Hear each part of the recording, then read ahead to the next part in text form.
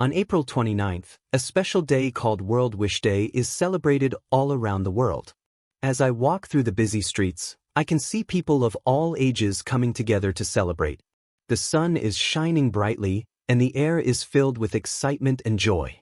Families, friends, and even strangers are smiling as they gather to make the world a little brighter.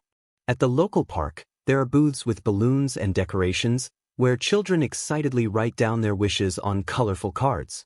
Some wish for fun adventures, while others dream of helping their communities or simply making the world a kinder place. In the center, volunteers are helping kids and adults share their hopes for the future with others. I notice a group of people wearing matching t-shirts, organizing a charity event where they are raising money to grant real-life wishes for those in need. There's music, laughter, and a sense of unity in the air. It's not just about wishes coming true, but about spreading positivity and support for each other.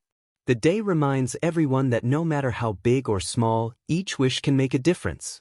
As the sun begins to set, I see people reflecting on the day, filled with hope. World Wish Day is more than just a celebration. It's a reminder that the power of a wish, when shared with kindness, can light up the world.